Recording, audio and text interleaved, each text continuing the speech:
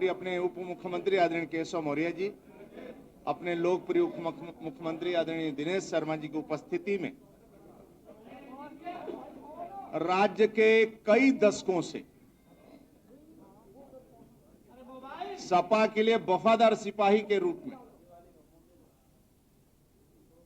और सपा ताकतवर जिसने बनाया पूरे पश्चिमी उत्तर प्रदेश में, और इस परिवार को वफादारी के साथ हर प्रकार की चिंता किया। आज उस पार्टी को छोड़कर और लोकप्रिय नेता और गुर्जर समाज में भी अपनी उनकी एक प्रतिष्ठा है, अपना सम्मान है, ऐसे आदरणीय नरेंद्र भाटी जी आज भारतीय जनता पार्टी के विचारधारा से जुड़े हैं। पार्टी एक मजबूती प्रदान होगी और ताकत मिलेगा पार्टी, और उस क्षेत्र में सपा का 100% सफाया होगा, मैं गारंटी से कहता हूं। दूसरे अपने रविशंकर पप्पू भैया, पॉलिटिकल परिवार रहा है और ये परिवार का एक छत्र राज था और है। इनके मन में हुआ कि एक परिवार में दो लोग अलग अलग कैसे रहे, नीरज भैया बीजेपी में है तो हम दूसरे में क्यों रहे। तो भारतीय जनता पार्टी के विचारधाराओं से प्रभावित होकर पप्पू भैया के भी पार्टी में आने से एक बलिया क्षेत्र में और आसपास में सपा को एक झटका लगेगा। सीपी चंद अपने गोरखपुर के एक सज्जन, अच्छे लीडर, अच्छे परिवार के हैं और स्वयं उनकी सरलता भी अपनी है और सज्जनता है। आज पार्टी में आने से पुनः पार्टी में वापस किए आदरणीय नरेंद्र मोदी जी, आदरणीय योगी जी के नेतृत्व में, हमारे डिप्टी सीएम के नेतृत्व में एक पार्टी को बहुत ताकत मिलेगा उस क्षेत्र में और पार्टी का भी कद बढ़ेगा आदरणीय सीपी चंद आने से। हमारे पिछड़े वर्ग के बड़े नेता हैं और निरंजन में और समाज में सभी वर्गों में आरपी निरंजन का अध्यापक रहते हुए बहुत काम किए हैं और उनकी पत्नी रमा निरंजन जी हैं।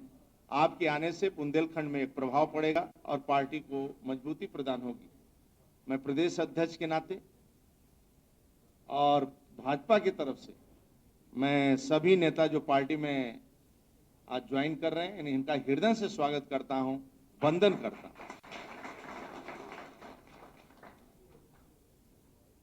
आज नींद नहीं आएगी अखिलेश यादव।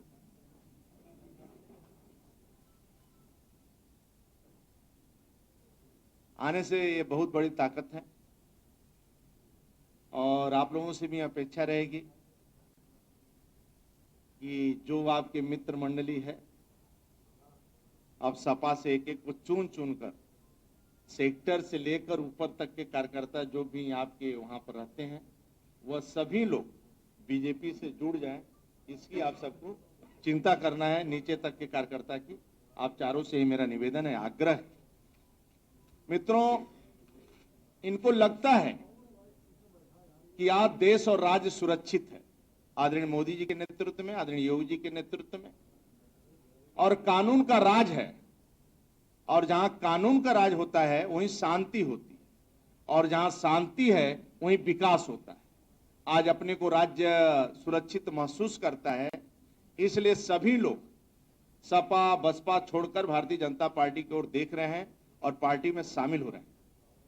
और उसी आज आदरणीय मोदी जी, आदरणीय योगी जी, आप कल्पना करो मित्रों, दुनिया का कोई प्रधानमंत्री पहली बार त्रिकुट लगाकर और कंठी माला पहनकर पशुपतिनाथ के मंदिर से निकलता है और भारत की संस्कृति और सभ्यता क्या है उसका परिचय करवाता है। दिव्य और भव्य कुंभ में एक देश का प्रधान सेवक जमीन पर उतरता है और पंक्ति के अंतिम व्यक्ति का पैर पखारकर उसको धोता है।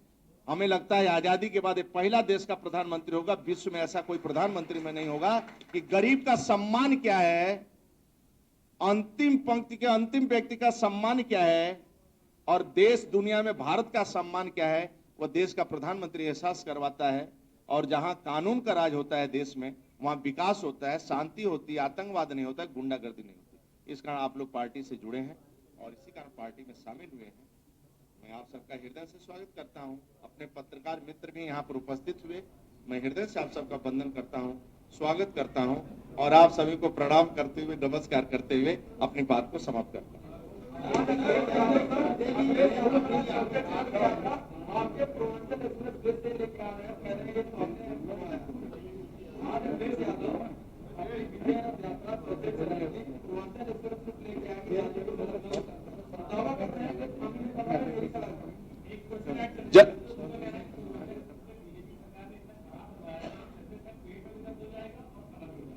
तो आराम करें, जैसे कोरोना के समय आराम कर रहे थे, थोड़ा कोरोना के समय निकल लेते। देखिए, राजनीतिक क्षेत्र में आप काम करते हैं तो दल के ऊपर सोचना चाहिए। पार्टी के लिए काम करे बुरा नहीं है, लेकिन कोरोना के महामारी में जिस समय मजदूर प्रवासी सड़कों पर निकले थे और पैदल निकल रहे थे, उस समय आप निकल लिए होते। भारतीय जनता पार्टी के गरीब से गरीब कार्यकर्ता अपने खेत से खीरा, ककड़ी और घर से लैया चना लेकर उस मजदूर को एक्सप्रेस हाईवे, नेशनल हाईवे पर जाता था बांटने के लिए। आप भी निकलते, आपके भी कार्यकर्ता निकलते। आदरणीय राष्ट्रीय अध्यक्ष के नेतृत्व में, उनकी प्रेरणा से लोग निकलते थे। आप गरीबों की सेवा करने के लिए आए हैं और यदि कमर दर्द कर रहा, पेट दर्द कर रहा तो आराम करो, क्यों कष्ट कर रहे हैं?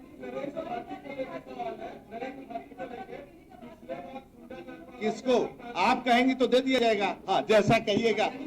सभी को नमस्कार।